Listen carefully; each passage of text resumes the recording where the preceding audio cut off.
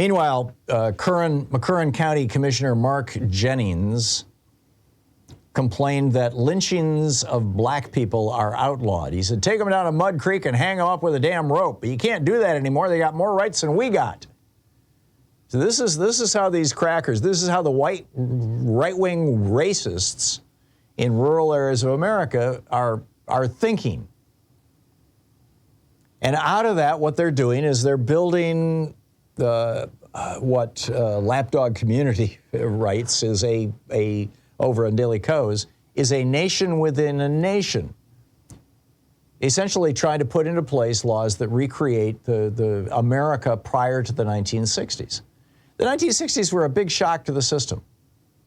I wrote about this at some length in my book, The Hidden History of American Oligarchy, that back in 1951, a guy by the name of Russell Kirk wrote a book called The Conservative Mind, From Burke to Eliot, from Edmund Burke to T.S. Eliot, and from the 1700s to the early 20th century, in other words. And in that book, and in other writings, I mean, he's not quite as explicit about it in his book, in The Conservative Mind, but basically the argument that Russell Kirk was making, and keep in mind, this was the 1950s, was that the American middle class is growing right now in a way that we have literally never seen in the history of America. By the mid-1950s, more than half of Americans were in the middle class. That had never happened before. The middle class had always been 20, 25, 30% of us, in some cases even less, depending on the time in our history. And Russell Kirk was saying all the proletariat here, all the mob getting all this economic power is a bad thing, because what will happen is they will rise up against us, basically, us being the wealthy plutocrats who run this country. They will rise up against business and demand their rights in the workplace, and they were already seeing this in 1951 with the union movement growing. Women will be demanding equal rights in society, which we know they shouldn't have, essentially Russell Kirk was saying.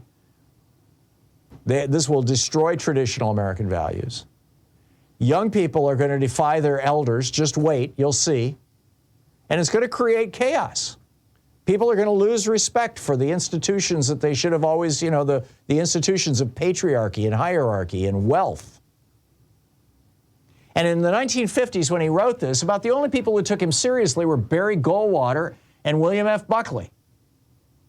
And they pontificated about it, and Goldwater talked about it in '64 when he ran for president. But the bottom line is that that's exactly what happened in the 1960s.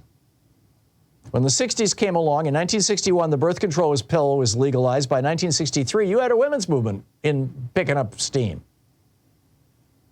In 61, 62, also, Osley came up with Sandoz Laboratories, developed LSD, and you had the Maharishi, and you had the Beatles, and you had people taking acid, and suddenly young people were growing their hair out and saying, hell no, I'm not going to go to Vietnam, and defying the government.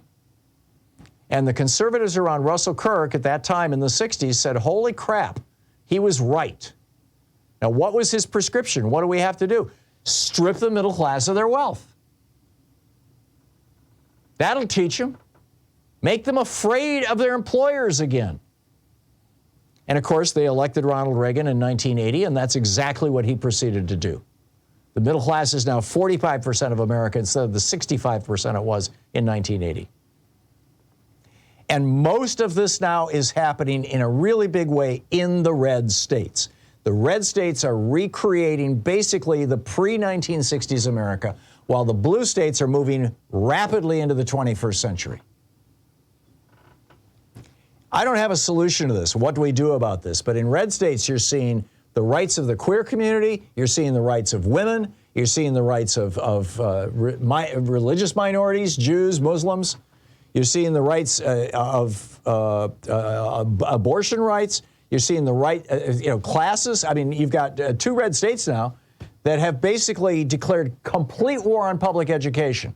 In Arizona and in Florida, every single person who has a child in a public school qualifies for a voucher.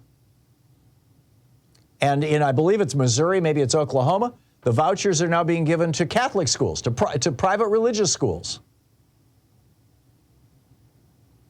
This is, and so who's going to end up going to public schools? Only the poorest kids who don't have the extra $1,000 or $2,000 to add to the voucher to make up the cost of tuition. And we're seeing an explosion in the cost of these private schools. So, and then you've got classroom censorship as well, and we're not going to teach evolution, and we're not going to teach sex education, and we're not going to teach, any of this stuff. We're not going to teach American history. We're not going to talk about slavery. We are seeing this happening in the red states. I don't have an easy solution for this, other than in the red states, Democrats and progressives getting incredibly politically active. And people with a national media microphone who are heard in the red states, talking about this issue like I'm doing right now. What say you?